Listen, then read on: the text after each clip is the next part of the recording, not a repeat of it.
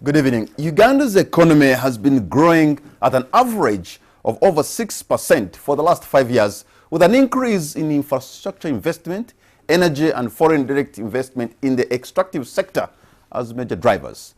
The size of the economy has also expanded to 128.5 trillion, however. However, this growth has come with huge public debt and is yet to spur the much-needed employment, especially for young people. As the Parliament considers 2020-2021 budget framework paper, are there strategies to address these challenges? To discuss this and more, we are joined by the State Minister for Finance, the Honourable David Bahati, the Honourable Cecilia Gwar, woman MP for Dokolo District, the Honourable James Kakoza, MP for Kabula County, and Mr. Crispin Kaheru, an independent election expert.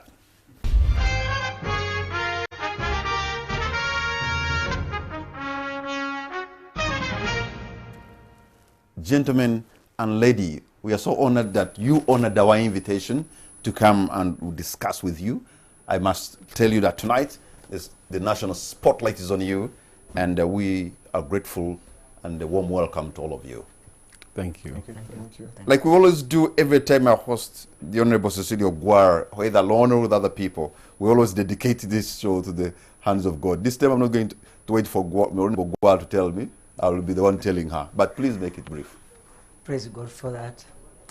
Father, in the mighty name of Jesus, we want to thank you for this forum when we discuss the status of our economy, the status of welfare of our people, and the status of security in this country. Lord, we want to praise you for that.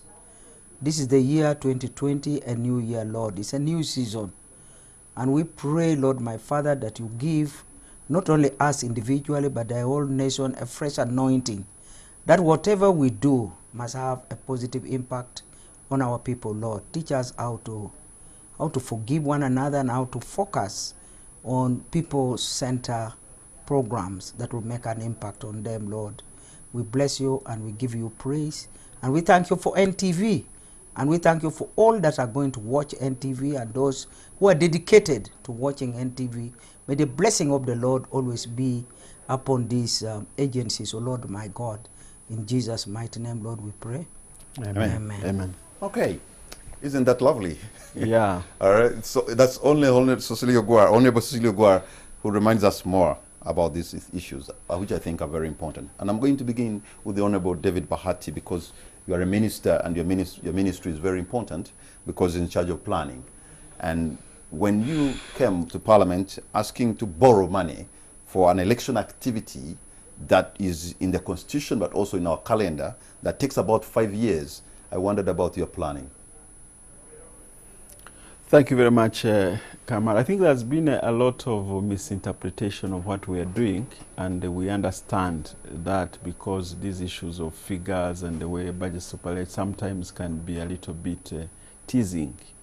The reason we went to Parliament to borrow 600 million euros was on the account of the shortage in the revenue correction that we had of 681 billion.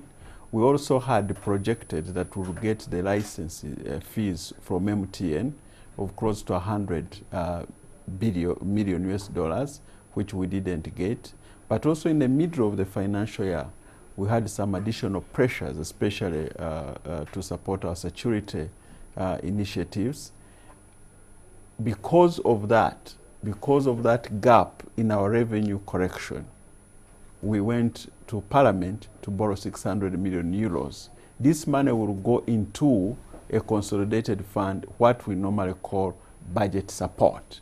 So we are not borrowing particularly for any particular item, but to bridge the gap that has been brought about by revenue correction. That's what actually we are doing. So it's a misinterpretation of facts that we are going to borrow to finance elections. We are borrowing to put money, to fill the gap that has been created by a shortage in But we also know that this year one of the biggest expenditures is going to be the election. Yes, and we are prepared to finance elections. I want to assure Ugandans that elections for 2021 will be financed by the NRM government. So nobody should get worried that we do not have money to finance our elections. We know that elections are coming. We planned, because we know, for example, now the elections for special interest groups is going to start in April this year. So we are looking for resources to finance that. And then we have also provided for the elections that are coming beyond this financial year. But you have not allocated. You have not allocated the 518 billion deficit to the Electoral Commission. You see, what happens is that what we need to understand is this budget process. The budgeting starts from September. We pass a budget in May. We start budgeting again in September. So the process moves on up to 1st April, when actually we have the final budget estimate. Yes, but the Electoral Commission, Honorable Bahati, has been asking for this money because they say what they have is only enough to take them up the nomination time. And they have to be prepared as much as possible so that they don't find themselves in trouble. Can you get it from us that the money to finance the elections for 2021 is available? The election for 2021 will be available. The rest are details of the budgeting. When we are coming to the House on the 1st April of this year, we'll come with a detailed budget. It's that budget that now you can tell whether an item has been captured or not. But what we've been discussing, what we call the budget framework paper, is really to outline the broader priorities of the country for that particular financial year, the broader priorities for a particular sector. After discussing and agreeing with the Parliament, and Parliament has made recommendations like we have done today, then we go back and write a detailed budget.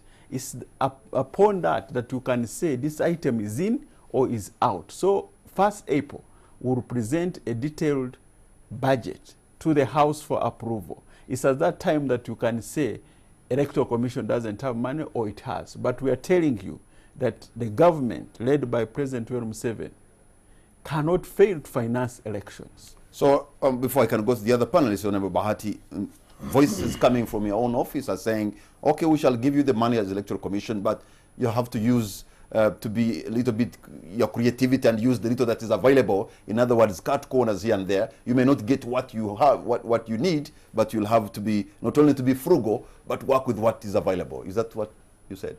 I think the message that we have sent, and we have had several meetings with every stakeholder who is involved in who's going to participate in the election, the police, the Electoral Commission, and everybody. And we have said this resource that we have is not elastic. It's limited. And we must use the little resources we have in a frugal manner. And that's the message we have sent. For example, if you have a polling station, instead of deploying 7 people, if 2 or 3 can do a job and do it within the law, then do that. That's the message we have sent. But I think the most important thing is the elections will take place. And we know that when President Museveni is nominated finally, and he's going to win because the signs now are on the wall. That's another story, by the way. There is no way that we cannot really finance elections. All right, let me go to something to yes, Honorable Kakoza. Information.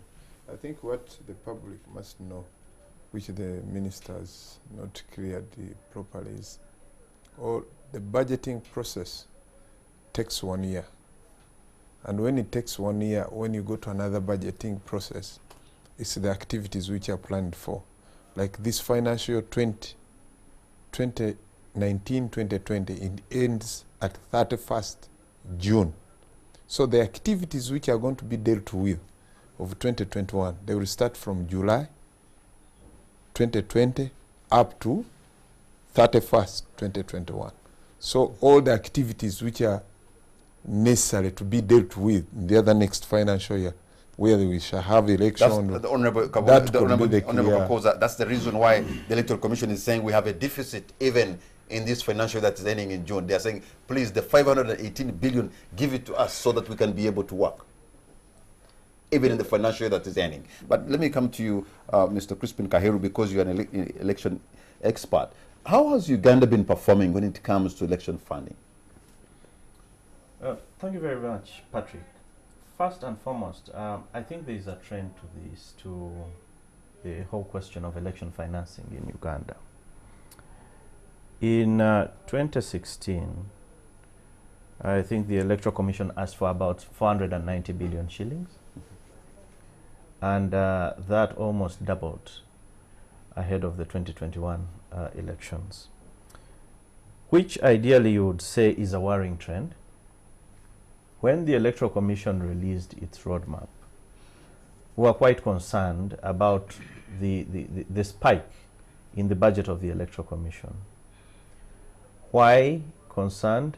Because if you look across the globe, countries are struggling to bring the budgets for elections down, because elections are really not investments that have returns in terms of, that you can quantify directly to questions of development.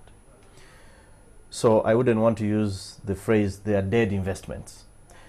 But it's something akin to that. So, when you look at the region, many of the countries in the region, Kenya, which has a very strong economy, is working around to reduce the cost of elections. And they have succeeded if you compare the costs of the 2013 elections and the most recent elections. Now, I happen to have a moment to review the actual budget of the Electoral Commission that is being debated right now. And when you look at the cost drivers, there are basically three, the ones that are really increasing the cost of the 2021 elections. The first is the staff costs, and mainly with the temporary staff that you can't run away from because you have to use them. The second is the equipment. And that is where one of my biggest concerns is. The Electoral Commission has proposed a budget of 115 billion shillings to procure equipment. And what equipment is this that we are talking about?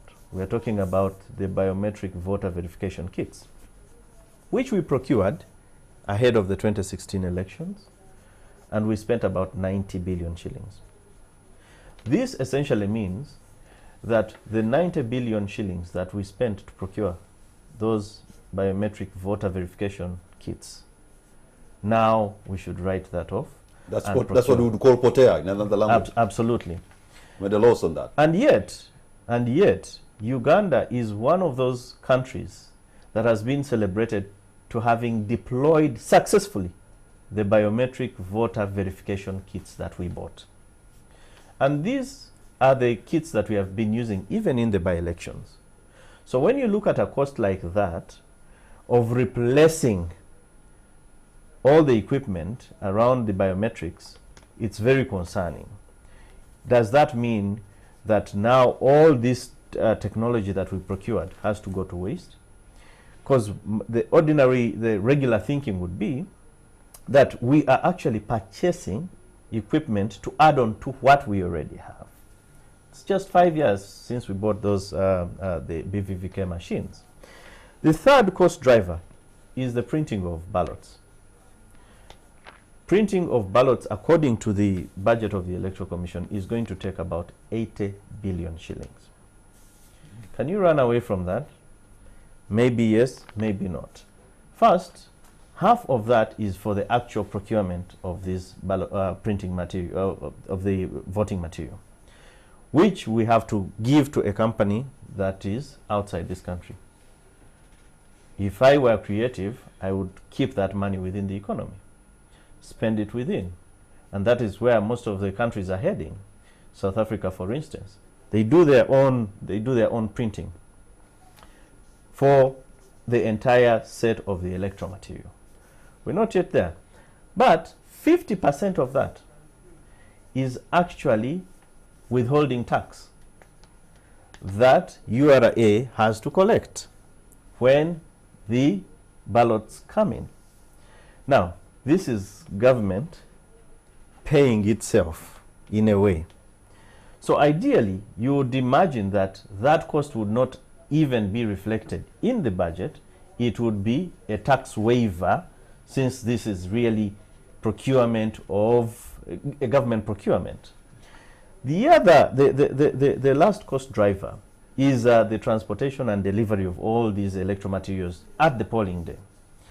And there are so many creative ways that we would have, we can actually employ to reduce the amount. Okay. So, in short, I think it is important. I think Parliament has played a good role to seek to hear from the election stakeholders, the Electoral Commission in particular, to rationalize this budget.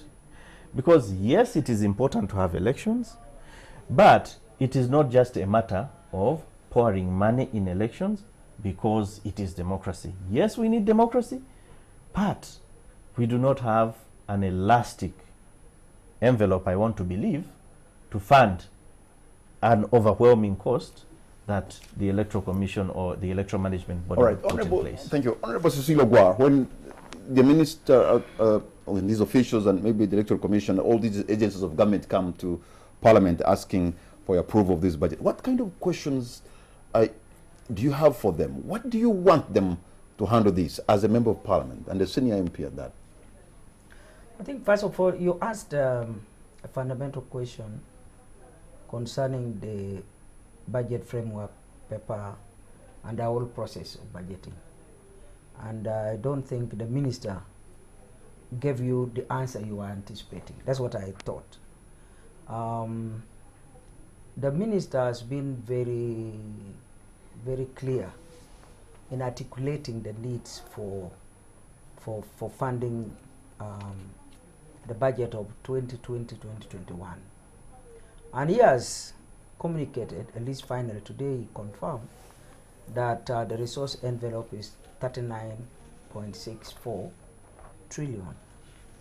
However, in his official document, he said, despite that, we have critical gaps.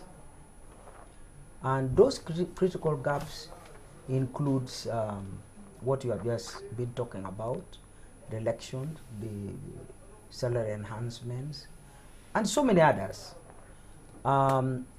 That's why this afternoon the debate took a bit long, because me on my side, no, I wouldn't like to say the opposition, because on matters of the budget there are no political sides really. We are all interested to have resources plowed into the economy to make an impact. Now, what has come out clearly is that we are fierce, and we know that we have already breached some sections of the law. One, because this budget should not have bothered us so much. If we had looked at the three critical documents which are supposed to be the anchors of the budgets, we should have had the NDP 3 in place, which we did not have. We should have had the charter of physical what do you call it? Of physical responsibility, which was not really brought to focus. So you find that we went through the process. We have discussed and interfaced with the various committees that supervise sectors, but there are certain questions they cannot answer, because the figures are being made in anticipation. By the time these figures were put in the budget framework paper, the NDP 3 was not in place, so you cannot speak for them. So that's one aspect we need to look at. So some of those things were done in anticipation. People did not critically examine what is in the new document, which we now call NDP 3. We were not given an opportunity to look at it. Even the Charter for Physical Responsibility, which is there, does stipulates that the reduction should not go above 3%. Yes, we have made a reduction from 7.5, I think, is more precise with the figures, it deals with them every day. But it has gone down to 5.6, which is still very high as far as the charter prescription is concerned. So that means we have not complied with some of the legal frameworks which should guide the process. So this is where we have been laboring to ask the minister, can you tell us exactly what your needs are? And I want to give you one example which really caused us a bit of uneasiness. The ministry is asking for recapitalization of Bank of Uganda. But the law does allow, the Bank of Uganda law does allow the bank to issue securities to finance itself for whatever challenges they have. And indeed, they have actually issued security to raise about 200 billion. But in the last 5 years, we have spent more than 1.6, I think, 1.6 trillion on recapitalization of the Bank of Uganda. And the question is why? Because the money that the Bank of Uganda has is enough for its monitoring, for its supervision, and all that. Now, this we are not being told. And we have now said, okay, fine. If Bank of Uganda has now failed to manage its finances, can we now regard them as any of the agencies? So that every year you come to us with a budget, we have to appropriate for you. Exactly. Yeah, so that we help you budget, then we can supervise and see whether you have properly used the money or not. But these people are coming and they are hiding behind the law. Because if we don't treat them the way we treat other agents, that is a very serious flaws in the process. All right, let me go and you have to look at it. Let me go to Honorable James Kakoza. We have seen the budget now reduced from almost by $1 trillion, has declined. Because the last one was, which we're earning, was 40 point something. Now this 40.6. Now this is 39 point something. And is that a healthy trend? No, I don't think. No. Because according to the ministers, that 39.6 is not. It will increase. It has not. Because it's telling you that it's not the final figure they will give you when we are passing the figures, because there are some funding gaps. That means if they have given a budget framework paper of the figure of 39.6, they have not ended the figures up to April. What I have seen, for example, in the area of agriculture, which had hit the trillion mark, they have cut it to about 950 billion. And also in the area of health, there has been a big cut in the health sector. And I'm thinking these are two fundamental areas in what I've been able to say. Yeah, I agree with you. So it's not a good trend. As you said, there are obvious pitfalls in the process, which we have been highlighting every year. For example, why do we spend so much money on expenditure sectors and ignore production sectors? Of course. Because this is where we would have generated money. Talk about tourism, talk about agriculture, you are talking about, because when you put money in agriculture, you would have touched the lives of almost 75% of the population of Uganda. Because everybody, almost everywhere, you find that we depend on agriculture. So just put a little bit money there. And we have signed a commitment. Their argument has been, and I think it still is, that when you put money into roads, you put money into electricity, into money, all these things, that you are in a way supporting agriculture. No. Though I can hear some people saying we need agriculture, not necessarily it's something like embedded into something else. No, you see, there are two things which I can briefly, and then I can chip in. For me, I would love to hear from the Minister of Finance that fine, we are getting our economy to grow at 6% for the last 5 years, but we need also to provide an alternative to do more than that, because 6% of the economic growth is near middle when we have high yields of rain season. So, but in case the drought comes for the period of 1 year, could we sustain that 6%? So the best way, we must provide other alternatives, that in case, if rain we don't have it, in the budget we've provided water for production, so that everybody in that financial year is involved in sustaining the capacity to produce not getting down. Okay. You get what I'm saying? So I would love to hear the alternatives, that really where you invest in money, it will multiply, and even that 6% would have done more than that, because now we are basing solely on seasons of rain. Okay. And that could be the I think your best question is alternative. valid, and the Honorable David Bahati should be able to respond to that. And I also want to know, because I want to question the 6% growth, which looks admirable, but really, who is growing with this? Who is growing? But because before the Honorable Minister, we know the statistics are showing us that poverty levels are increasing from 19 now to 21, that Ugandans are becoming even more poor, that over 70% of young people have no employment. But you're giving us figures that seem to be okay, but I would say they're very deceptive in a way. But before you come to the minister, because I want him to respond to all these concerns you have raised. I think before you go there, from the budget framework paper and whatever documents they have laid before us in Parliament, there are 3 core drivers in the growth of the economy. Yeah? One of them is energy, then transport, then services. You know? Now, in my view, if we are defining ourselves and we have defined Parliament in our strategic plan and vision, that it must, whatever we do must be people's driven and people's centered. You know? Now, I know that transport is very important. You can put your tarmac, even pass through my village. So that I do what we I've need. been to Dokolo, you're doing much better. Yeah, I mean, yes, but go even to my grandmother's door. And what shall I do with that tarmac?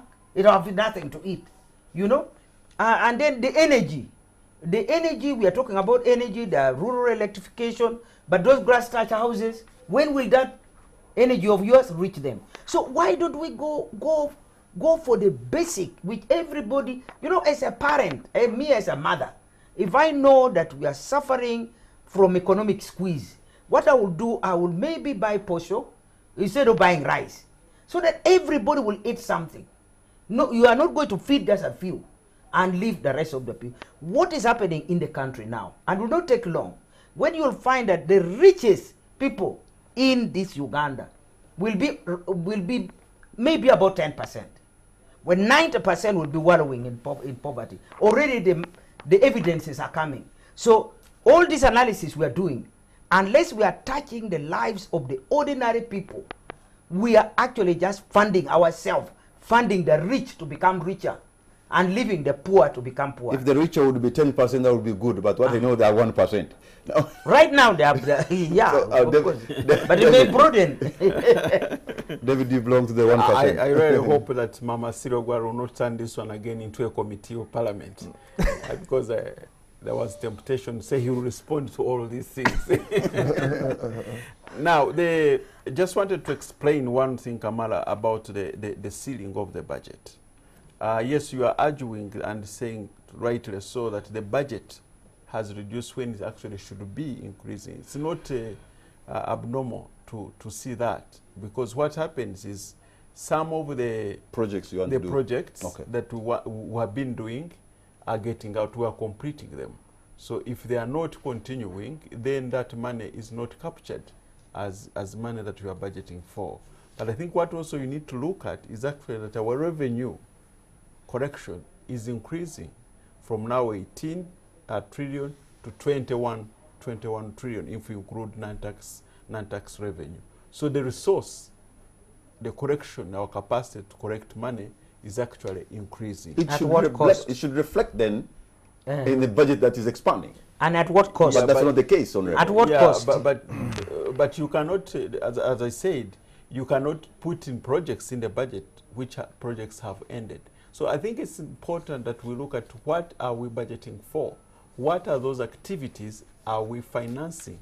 And we have said before that we are really focusing on areas that will grow our economy. We are focusing on productive areas. So that's the point that I wanted to make on that.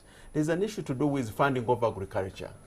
The disargument of Maputo Declaration that you must have a certain percentage is a good indicator of going to agriculture. And you have said that we have argued that when you invest in agriculture, you are rather in transport, in infrastructure, roads. Actually, you are supporting agriculture. That's not only an argument; it's the truth. The truth is that when you invest in irrigation, water for irrigation, you are funding agriculture.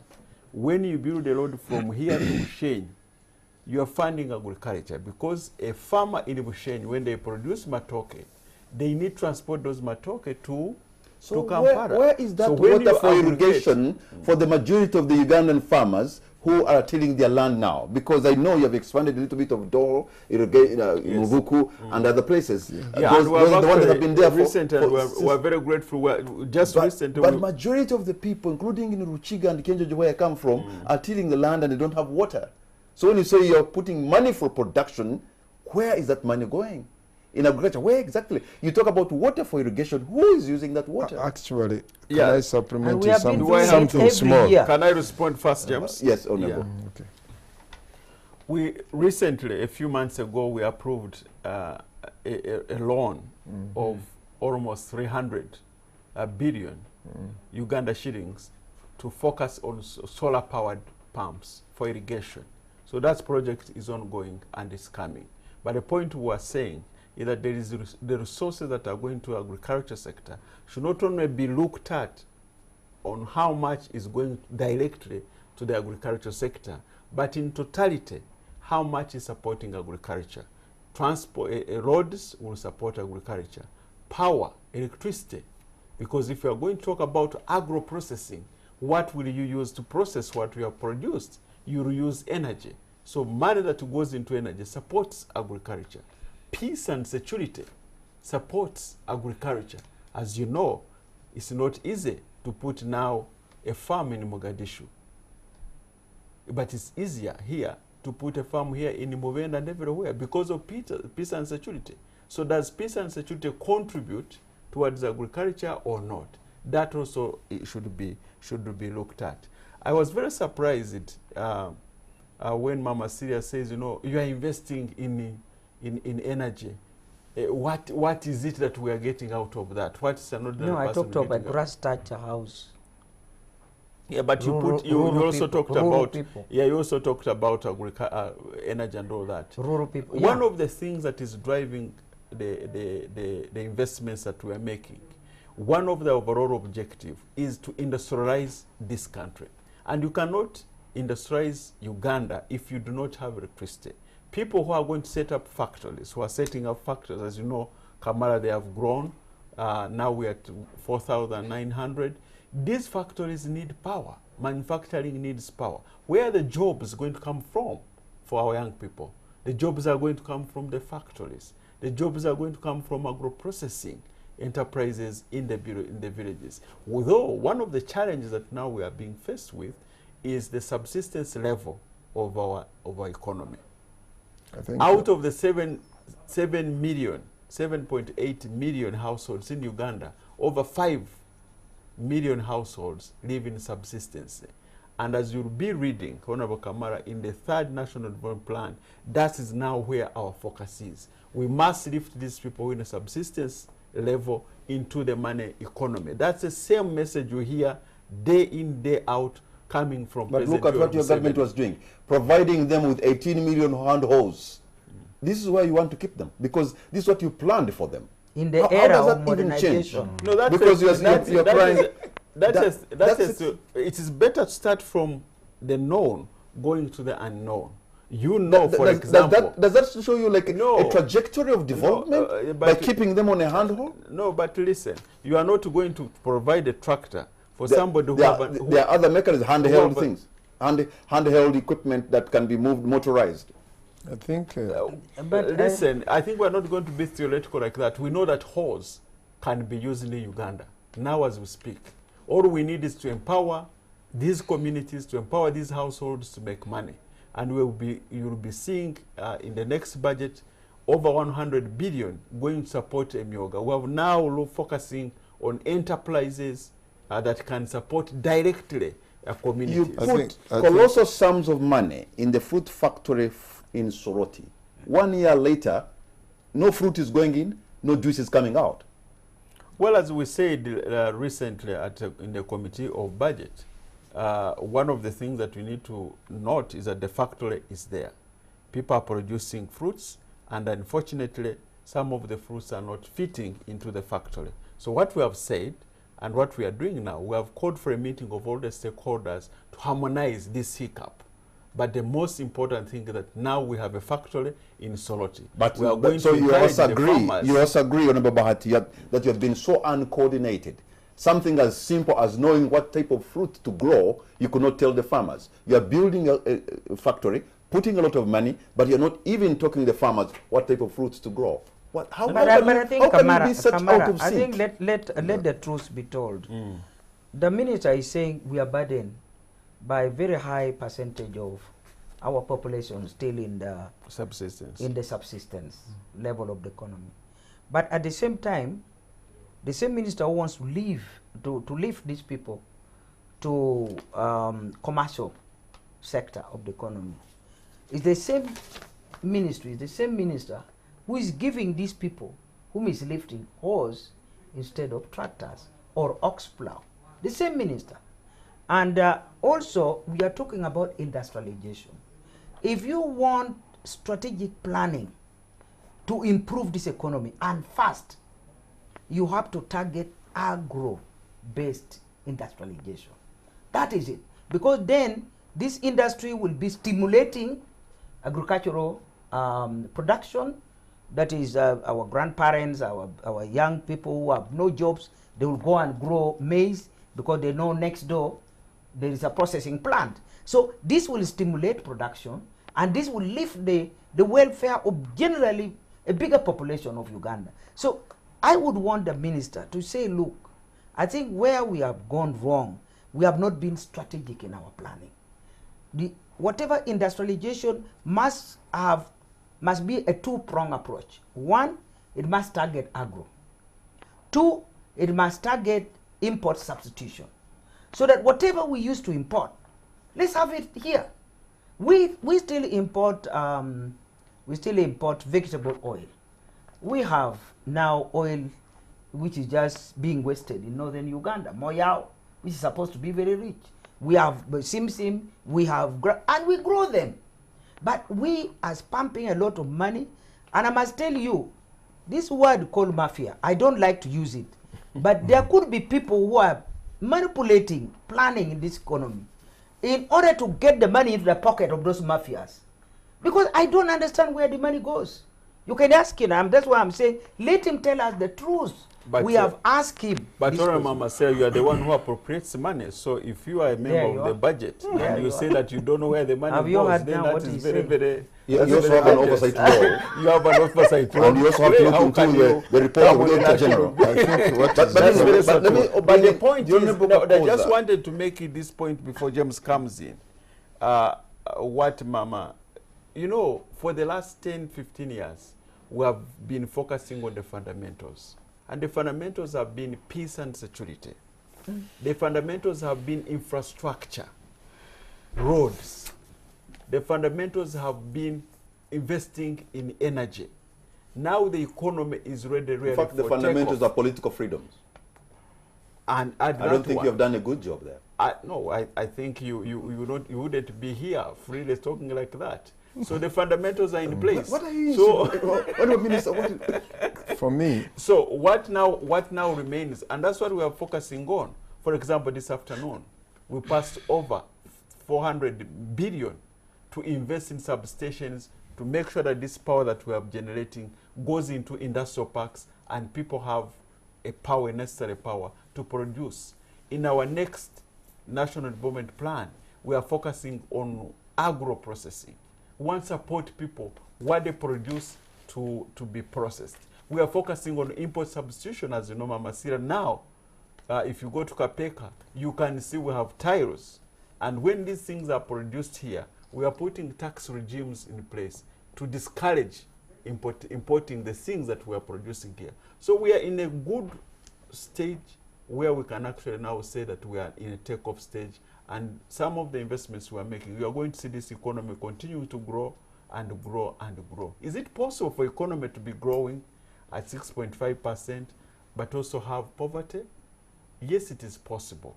It's possible because the per capita income that we talk about is a mathematical issue where you have the GDP divided by population. As you know, population growth rate continues to be really high. So what you're saying, you can have 5 to 10 people amassing wealth, and that you can multiply that, and then you have a certain that's growth. why you have.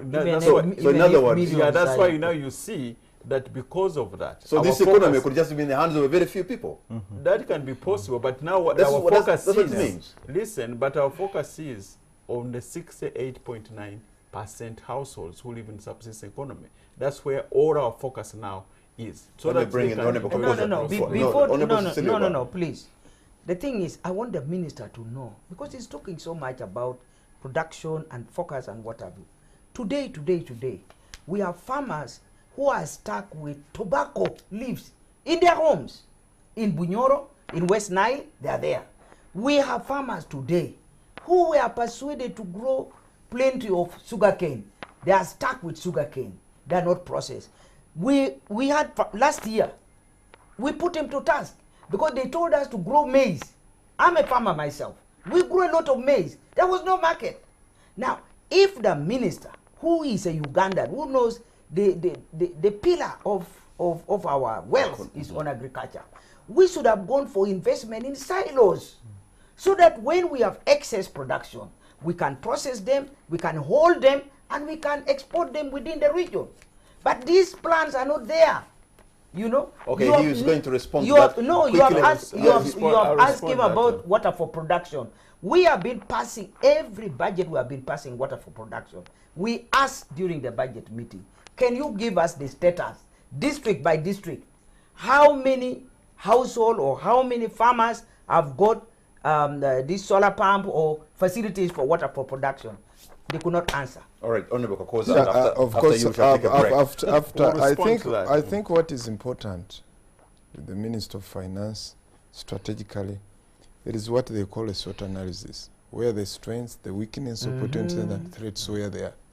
The situation analysis today, yes, it's true. We've invested in infrastructure development. We are strategically going there. But are you able to maintain, to sustain that growth? If you are able to maintain that growth, you must correct data.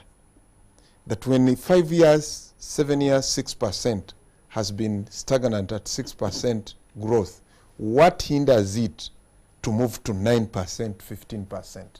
If you make that decision and know the data and information, that as you say, yes, fine, the rain has been coming in as a season, people are productive, we are getting a lot, we can export to get dollars, but how do we maintain in case anything, a disaster happens? This is what we are talking about, that if the dry season is spelled all over, if you take a SWOT analysis, that when the dry season comes and it's persistent for 7, 8 months, the economy goes down. It performs bad. What do we do in that case? Okay. So that case, if the Minister of Finance comes and say, yes, this is alternative now, because we want to maintain 6% economic growth. We can maintain it in a year. We can grow something and supply to export in a year. That's what I would love to hear from the Minister of Finance. Say, yes, fine. Even if the season is not there, we can do ABCD. And I think if we strategically plan and correct data, I think we can move away. We're going to take a break. It's not bad. We're going to take a break, and we'll be right back. Can we take a break from it?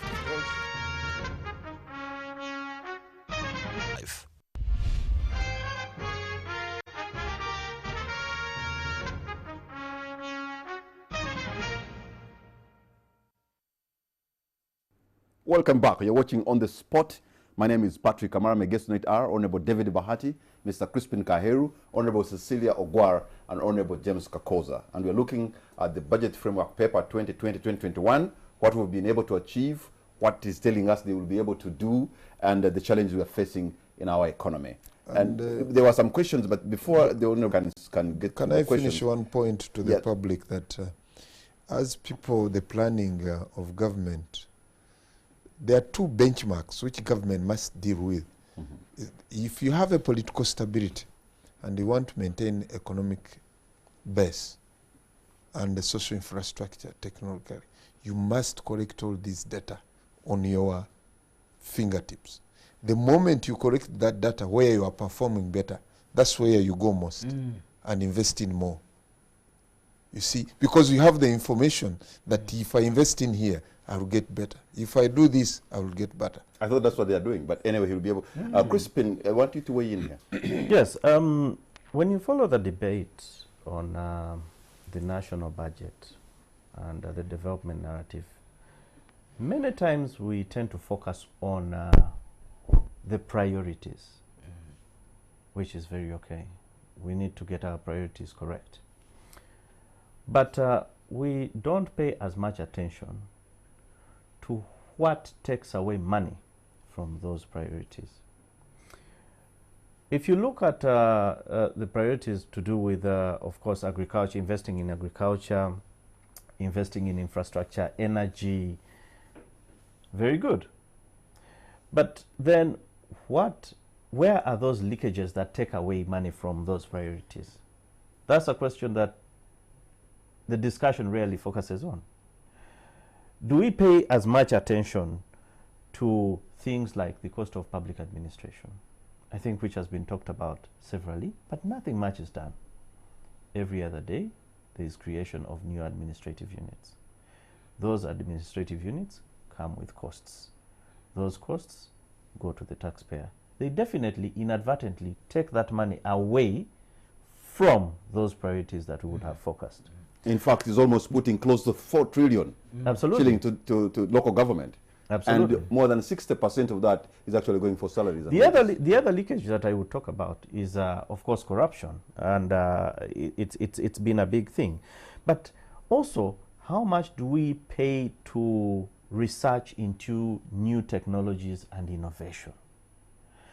How much do we pay? How much attention do we pay in terms of saying, okay, fine, let us analyze the nature, the trend of investments over a last certain period of time. I think what Honorable was talking about. And then see what are those critical drivers where we need to focus more that actually touch the human being. So that besides reading figures of progress, I can feel that in my pocket, I can have a meal, I can treat myself. So that's what people want to feel. But also, there is another question around that takes away the investment in the feel-good projects, what I would call the white elephant projects. And we've been on this trend over the last couple of years. You see massive investments in feel-good projects that are actually going to just benefit a few people, not the majority of the country. So Like if which we are projects? able, there are quite a number. I think there was a medical facility where we're going to sink, I don't know if we have actually sunk a lot of money in that medical facility, somewhere up in Luboa. We're talking about a fruit factory. The fruit factory in Teso. That actually has been there. The abattoir. So there are quite a number. banana We do not development want to initiative name in them here. We probably wouldn't finish them.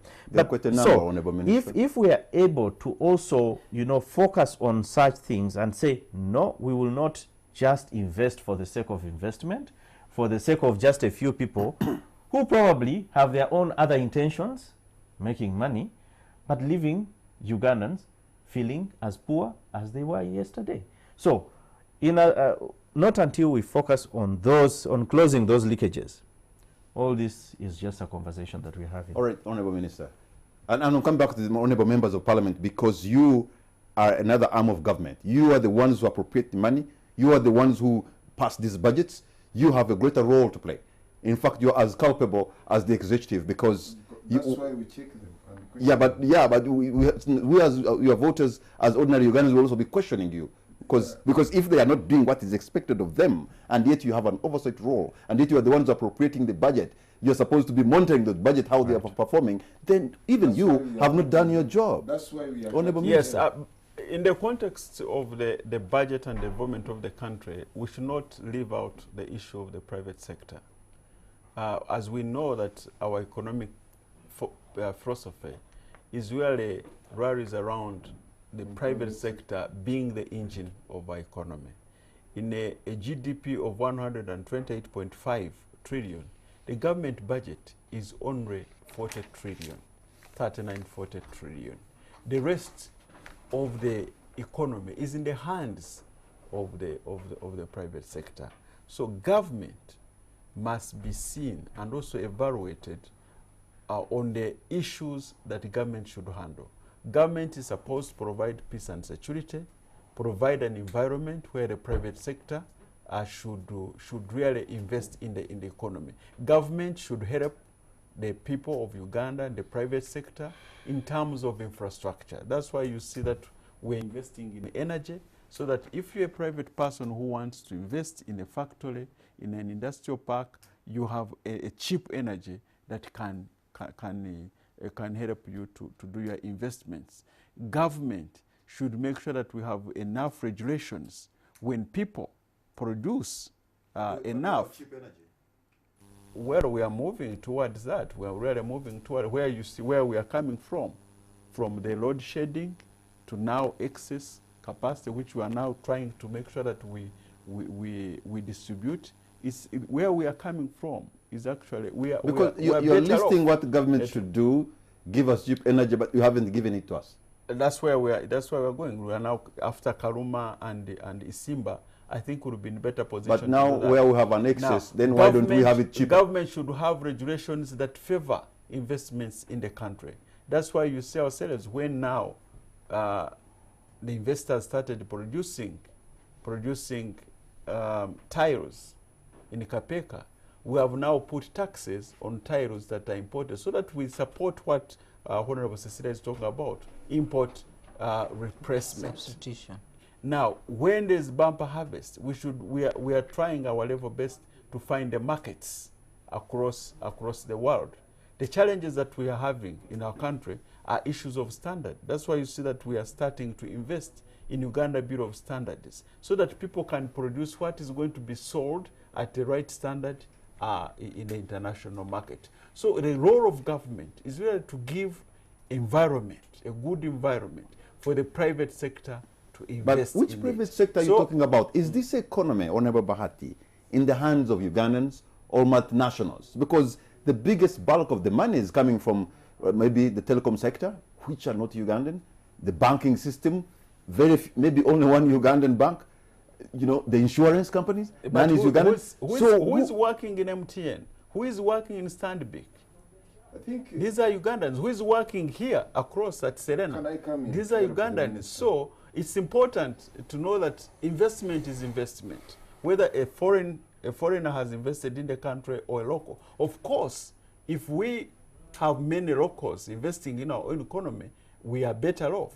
But where there's still some challenge, we support them so that they also come up. But as long as we have investment here, these people will provide jobs, and these jobs will be taken. You don't find it necessary to have this big investment to be a local investment owned by local Ugandans? We do. That's why you see because they recoup that money. That's why they collect it from us. That's why we do. From Ruchiga, from Dokolo, and from Kabula, and it's put into dollars, and it's taken away. But Kamara, that's why you see that we have made it a deliberate policy to solve the problems which are affecting the investment by local people. Why do people don't invest, the local people?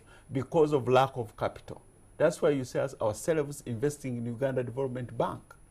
For example, last year we put in 103 billion. This year we're putting in 103 billion, so that our local investors can have access to capital, because that has been a problem. That has been a problem. Kamara, if we were in Parliament, I would call him to order. Because we are not in Parliament. One at a time. Because one at a time, agree. But let me answer him straight away. He's saying, where are local investors?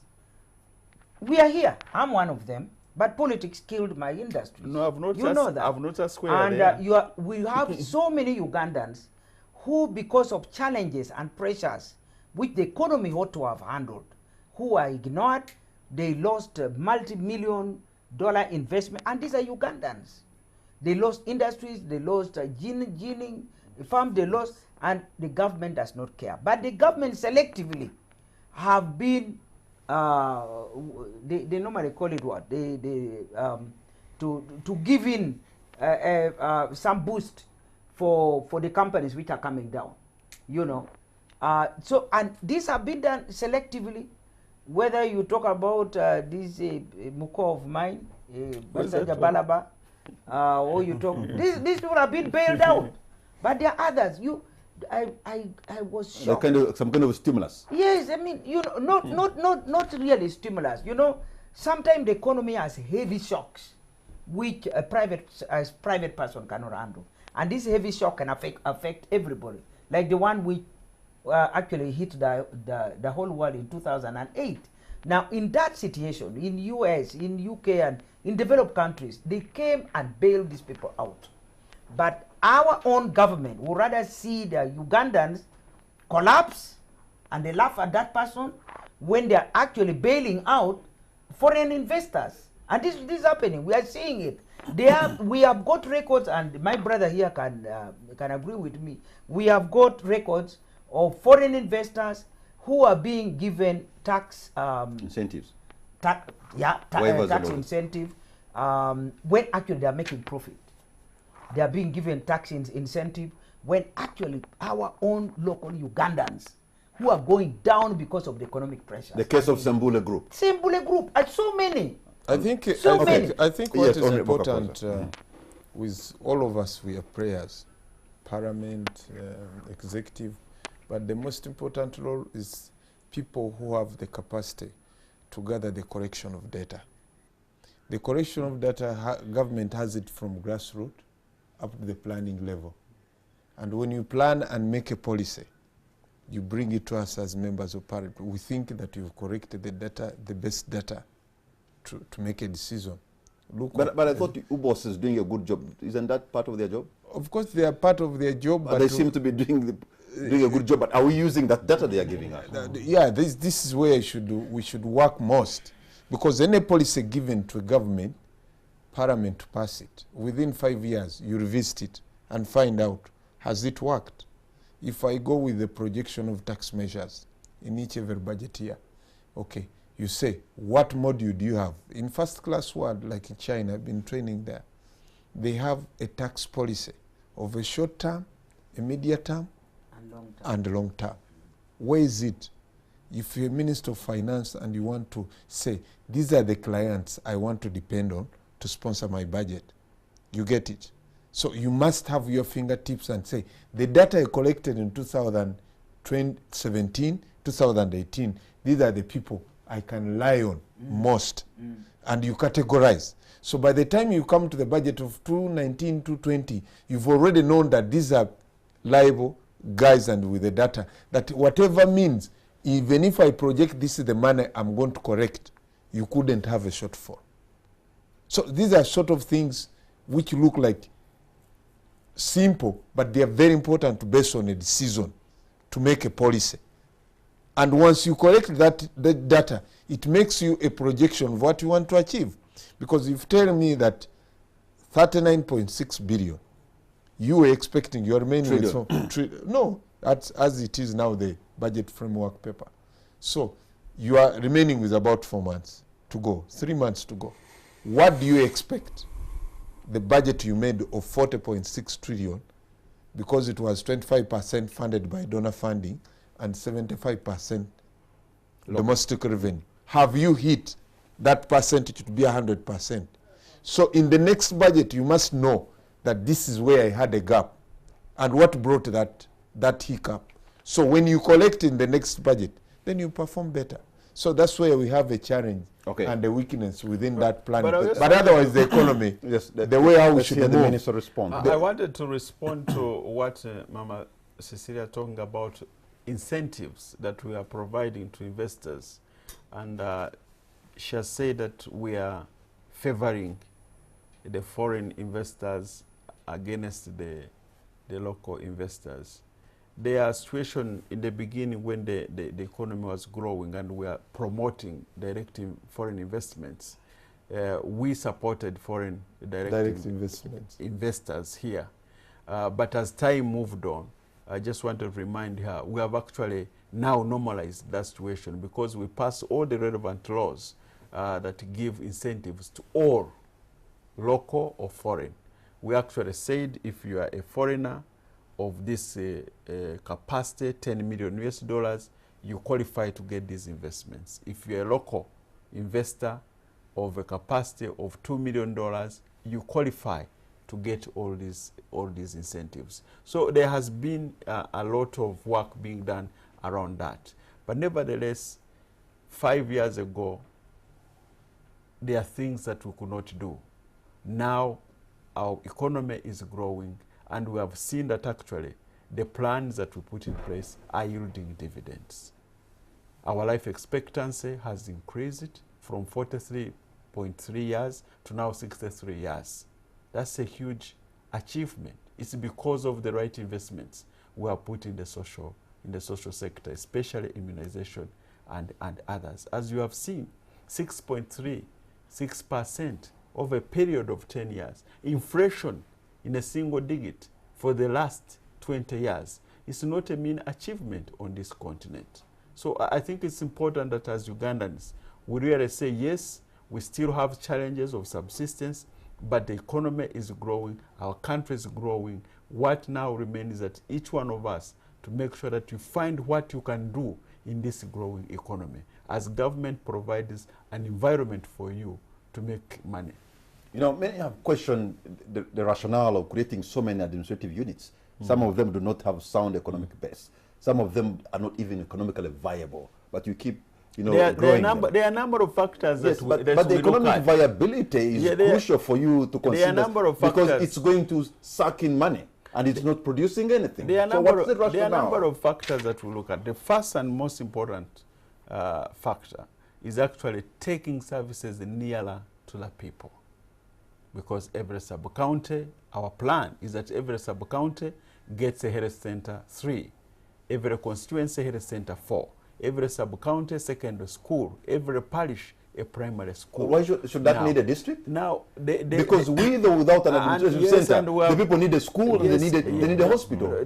We have seen there are also other factors that we look at. I just want the Honorable to tell me that to build a school or a hospital, you must have an administrative unit.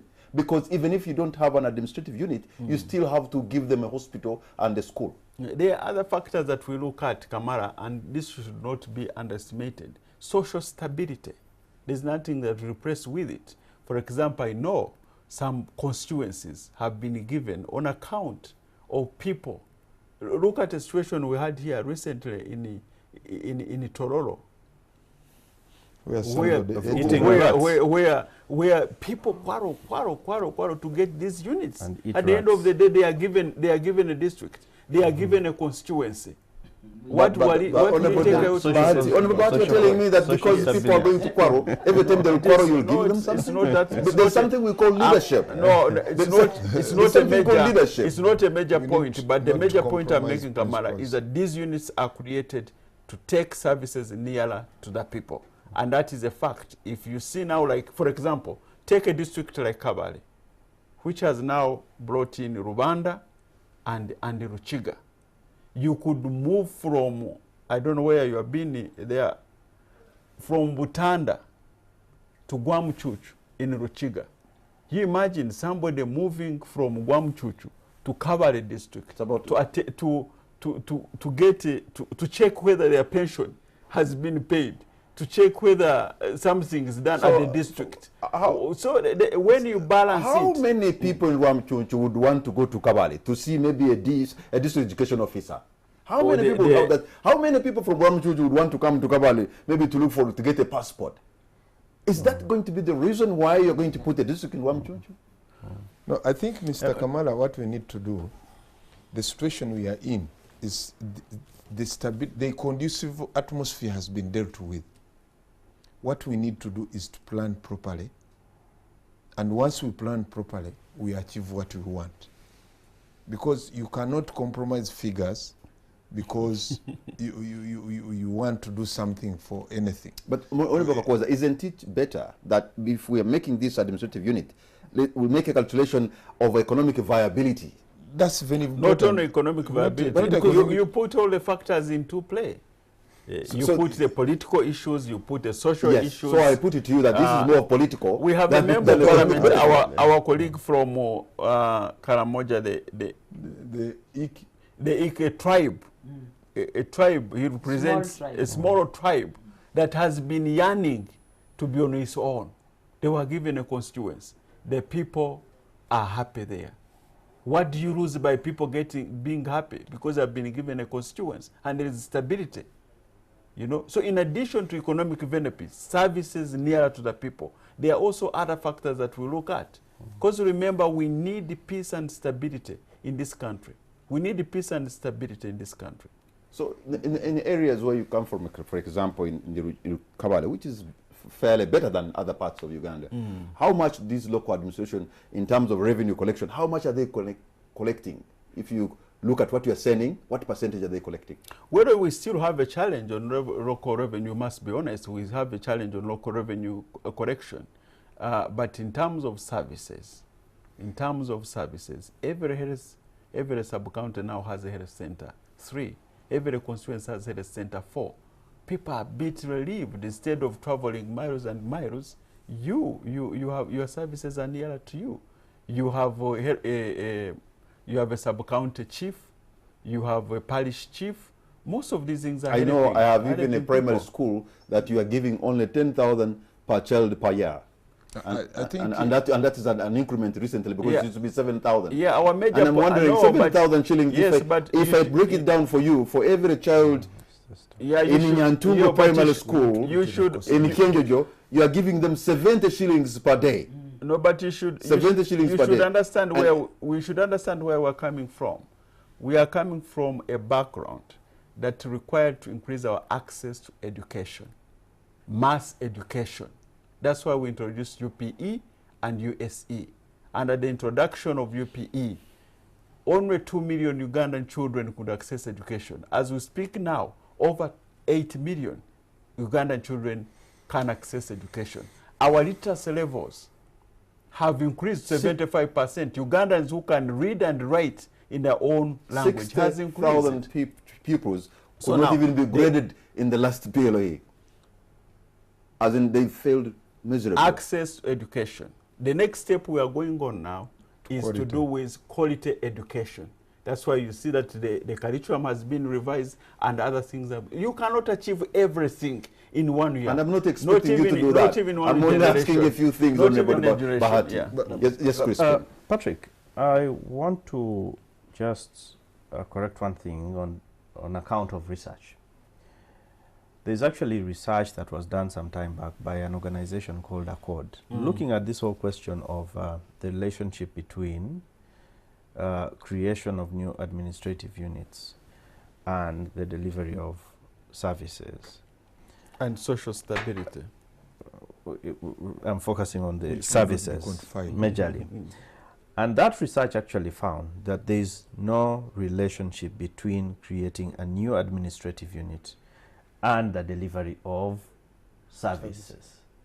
So we need to have that at the back of the mind. But in fact, there was a relationship between the creation of a new administrative unit and the increase in public administration costs.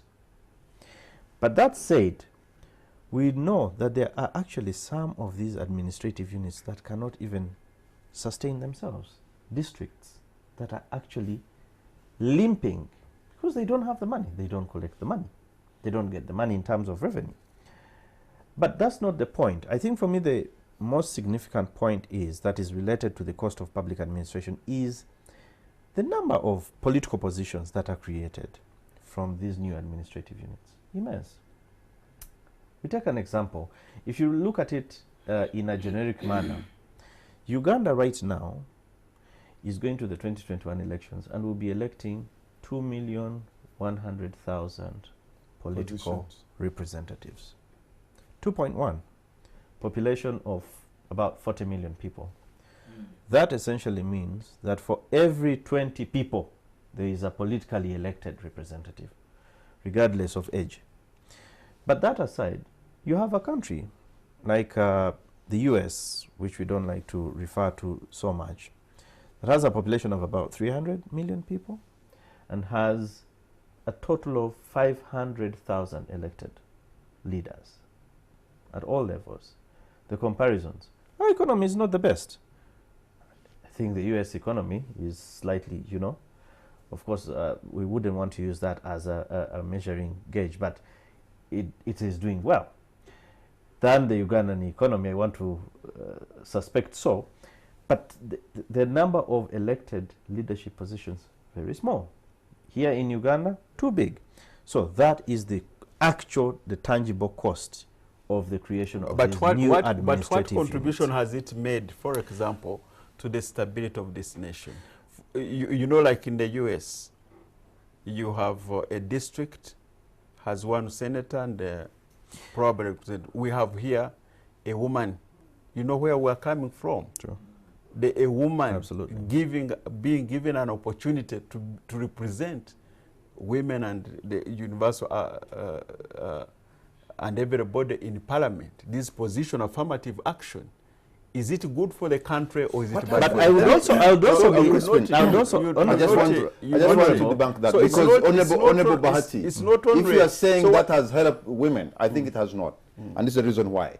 Millions of Ugandan women are engaging in unpaid care work. And this includes fetching water, you know, looking for firewood, all these things, you know, raising kids.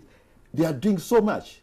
If you are saying that you have brought them out, you haven't, because they're up to now. No, but I think But, having affirmative action. You would have brought the water closer to them. Having affirmative action. You know, the problem is that you people sometimes tend to make so many issues. I know, for example, ACORD did that research, but also know that our research shows something different.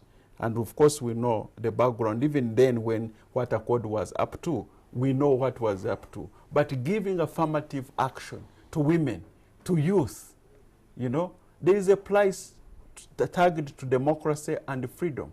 But if you want to know the real price of democracy, just try the opposite. All right, we're going to take a break, and when we come back, I'll open the line so that you two, wherever you are, you can be a part of this discussion. You're going to see the numbers on the screen. Please, you pick a phone and call us and be brief. So if you have a question and you want to direct it to anyone, please be specific whom you want to respond to the question that you have. We'll be right back.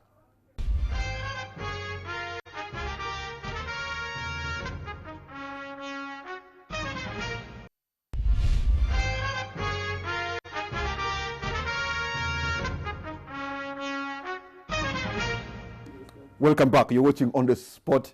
My name is Patrick Amara. My guest tonight are Honorable David Bahati, Mr. Crispin Kaheru, Honorable Cecilia Ogwara, and Honorable James Kakoza. And we're looking at Uganda's economy, the budget estimates for 2020-2021, and where the money is going to go. Before we went to the break, we were looking into the cost of public administration, especially the creation of all these units, sub-counties and parishes, now cities and town councils. In fact, you have created so many town councils. In some cases, I look for the town, I don't see it, but you still call it a town council. And you just see the forest and nothing else, but it's a town council. I'm going to ask for the callers so that they can tell us what they think. And then please be specific and be brief as the calls come in. I've just received a message from the Honorable Amanya Mushega. He says, districts for services to people is a deception. Divide and rule. Then why have EAC? We create 100 countries closer to people. The Gombolola in my area has always been less than a kilometer away. We are not better off. Services were far superior when Kigezi was one than now. This argument does not make sense. That's what he says. What do you make of that, Honorable Mushega's comment? Well, we respect his opinion, but also the facts on the ground is that we have seen services going closer and closer to the people when these units are created. And some of the things that I've said, which include that in addition to economic and service delivery, there are also other issues to do with stability. And with time, the economy, rather the country is growing. We're in a nation building. The nation is growing. With time, we'll continue to evaluate whether this policy is working or not working. But as we speak, I know that Honorable Amanya Mushega also knows that in some areas, districts have been created, have brought stability, have also brought services closer to the people. And I think that's the truth. I think I Okay. disagree, because the creation of districts have also been triggers of conflict. I know in West Nile area, there was a serious debate about separating two districts. I think one of them, Terego. Terego, and another one. In Maracha. Marasha. It created a serious conflict. So it's not true to say that How was it in it Dokoro? brings stability. You know, Langi by nature. You know, this is very interesting. For those who How have was it, it they in don't want to give it back. No, but No, but let's really be factual. The thing is, bringing services to the people must also be properly costed, because the information that was brought to Parliament some time back, which we debated, was able to show that some districts, some new districts, were performing at 4%. Performing at 4%. So how did this new district benefit the ordinary people? But one thing which stands out very loud and clear, and I would like some of you who read Answered, which these days you can access it from anywhere. The creation of new districts tend to come a year before the election. You trace 5, 6, 7 years backwards, you will find that 1 year to the election. Because the Honorable said he wants to create happiness because it's the and trigger. comfort. It is the trigger. Is the one which stirs up people, and then you say, oh, you know, we have been given new districts and so on. So we are going to give the president votes. That is it. It's a vote. It's a vote catcher. I know It's a parliament where you sit again which that approves them. yeah, I agree. So But you remember the last one, which actually created drama in Parliament, when one of our colleagues tried to hang himself with a tie. Said, if you don't give me the district, I die now. And I was sitting next to And him. we are like, you shouldn't let the guy die. Give him So, the I thing. think I now had death in my hand. Mr. Kamara, with all this time around now, there is an indicator that really we need to go down on a drawing board. Exactly. We put in a cost input vis-a-vis the output. And the moment you go down and make a cost and output, when the results are not adding up, so you revisit the policy. You know, This is what I'm saying. Okay, That you know, once what is it? yes, where we are coming from, we've reached somewhere, but now we need to revisit and find out where do we make a headway, where do you want to go. If you find that the cost input really does not yield the results what you want, then we do the other way around. I'm going to open the lines. I know this is very interesting. I myself was born in Kabarole district, but along the way I realized that Kabarole had been dissected into 3, so I found myself in Kenjojo. So there was Kenjojo, there was Kamwenge, and Kabarole. And I thought that was all when Kenjojo was still maybe in a teenage age. It produced Chegebwa. And I thought now Kabarole was very old before I knew it. Thinking it is beyond menopause, it produced Bunyangabu. Maybe you can I'm go not back sure and if you're merge. Bunyangabu you could wake up your another Maybe you district. can go back and merge. Maybe you can go back and And you merge. never know, the Bazukuru of Chegegwa could produce a district also. But let me ask you what you have to say, and numbers on the screen. You tell us what you think. I'm going to be taking very few callers because of time, and please be very brief. So I'm taking the first call online. Hello. Okay. All right, I'm getting a technical hitch there, and then I'll get back as soon as my producers has sorted that. Yes, Honorable. I think in most of the first-class world, the policies which are put within the last 10 years, they are visited every 5 years to find out exactly what has happened. And really, as we go now, we are looking at the economic rule of the game, that it has changed. If you want to make the economy grow, the people come out of poverty, some policies must be revisited. And we need to deal with them having figures and correction of data that will make us have a very good decision to do that. The mindset of people now, all over the country, all over the world, that really we must tell people that everybody must get into production. But as much as you are getting involved in production, where does the government come in to help those people who are already in production, to to help the economy grow. Okay. Because if we are in dairy industry, it's We're solely now- the we're now- private we're now private we're sector. now winding up, by the way. It's solely private sector. Then government. the come answer in is to production, subsidy. production, Yeah, and production. production. You're Yeah. cutting short, Honorable Cecilio. Go on. Well, I think talking about growth, I would rather see tangible growth, not artificial growth, because the figures that have been given to us through the budget framework paper, which talks of we having grown from 129.6 trillion from 120 trillion within a space of 1 year. Now, when you look at our population in Uganda, we are now about 40 million. And that our public debt stands at 46.64 billion. So that means for every Ugandan, there is a debt on your head of 1.2 million. Including a toddler that was born today. Including a toddler, including an old man of 100 years. You have a debt. Because I'm using the ministry's figure.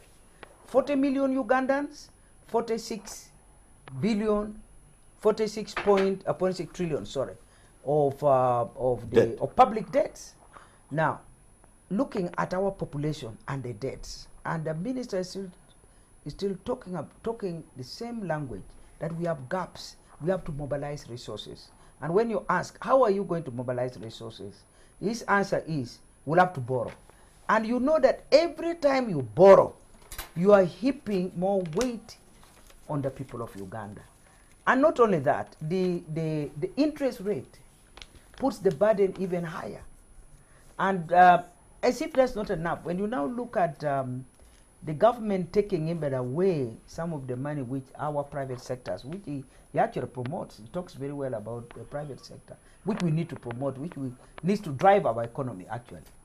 But then if we are taking money, we are competing for the same basket of money. The same basket of money where the private sector should be going to borrow, the government wants to have the first call. So how are the private sectors going They're to... being crowded out. Yes. Okay. So I think we have to rethink the policy. We have to rethink our vision. We have to re-strategize in how we are going to move Uganda forward. And may I ask the minister, in case I don't come back on the floor, the minister said come 2019, 2020, Uganda would have arrived. 2021. 2020. Please, I've read correctly. Now, Uganda would have arrived at the middle class. Middle income status. Yeah, middle income status. We have arrived. We ourselves have arrived. But I'm now looking. Where is this middle income status? I'm looking for it. I can't find it. So I've been asking him, where is it? And when you look at the statistics and the figures, you don't even see it coming in 5 years. So why do we use figures to lie? So let's tell Ugandans the truth, and let's tell Uganda, let's work hard. And let us not think that a rural Uganda is going to be a rural Uganda, is going to be transformed from being a peasant farmer who just grows cassava and matoke and beans and what have you for subsistence in the family to being a commercial farmer. Okay. What the British did was good. Let me introduce cash crop, but also continue with this. So right. we move gradually, but not drastically. I'll tell me that on Mr. Crispin Kaheru, your parting shot. Well, I think for me, my key input in this conversation is that we must deal with the leakages that take away from the economy. The corruption, I think the rising cost of public administration, we need to deal with that. We need to stop investing in white elephant projects. But also, most importantly, I think we need to invest in innovation, research, and to try and advance our the sectors that we are looking at, the key sectors, the key drivers of the economy. But also, I think we also need to think more about being self-reliant and self-dependent, not depending on dates and loans from foreign countries. And lastly, I think the whole question of reprioritizing and getting our priorities correct. I was just thinking, we've been talking about the increase in revenue collections. Just at the end of last year, the Uganda Revenue Authority gives hefty bonuses to its staff members. Why? Because of a job well done. 2020, January, we are talking about not having money to fund our own elections. Is there something that doesn't make sense? Honorable David Bahati, I had to make sure you speak last because some of these colleagues were having even questions. So wouldn't conclude if... Yeah, thank you very much for hosting us here. I think it's important to note, let me just begin with, it's important that we note that when people do a good job, especially staff, are rewarded and that motivates them. So the last financial year, Uganda Revenue Authority bypassed the target we had given them. And according to their manual, the Human Resource Manual, they are supposed to get a bonus. And this financial year, which has not ended, the 2 quarters, they were not doing well. And there are different facts that will be a debate for another day. So that's a distinction that we should do, we should make. Now, on the income, the middle income status of a nation, every 5 years we set targets. Some of those targets we hit them on the dot, others we don't hit them on the dot. They are targets. So, so Honorable Mama Cecilia Ogwal, these are targets, these are aspirations. We said by 2020, our aspiration is to get Uganda into a middle income status. What did we mean? We mean that a middle income status is that country where the per capita income, that is the GDP, divided by the population, is you have a minimum of $1,039 US. We are moving like 3 million shillings. Yes, we are moving progressively towards there, like 3.6 million. Where are we now? 878. We are now at close to 3 million out of 3.6. The year has not ended. And by the time this financial year ends, we'll come back and say, have we hit our target, our aspiration or not? We shall explain to Ugandans the reasons. When we hit it, we shall celebrate. If we don't hit it again, we shall give reasons. But it's important to note that our economy, the fundamentals really, where we are now, we should thank God that we have put the right fundamentals in place. Our inflation in a single digit. This is something that is not everywhere. It's not something that's everywhere. The growth of 6%, and we're now putting it even higher. You know, the infrastructure we're putting in place. Moving from, I'm sure that you have been for Potro. The other day I passed there, from Kabale to Mbarara, from Mbarara to Uganda, Kamwenge to Fort Potro, on tarmac. That journey, Kamara, you would take probably 2 days to travel it. But now just 4 hours. You are from Kabale to Fort Potro. So this should be celebrated. This should be celebrated. And the internal rate of return? Then the peace and security that we have in place. But we still have some challenges. And the greatest challenge, which I think all of us should be focusing on, is the subsistence level of 68.9%. It's the corruption, which is the responsibility of everybody to fight. We must fight this corruption wherever you are. So the economy is doing well.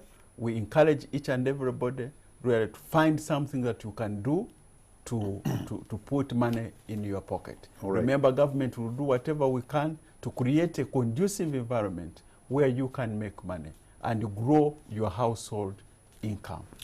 Thank you very much, Honorable David Bahati. Thank you very much for having given us your time and taken also time to answer some of these questions. Thank you very much, Mr. Spin Kaheru.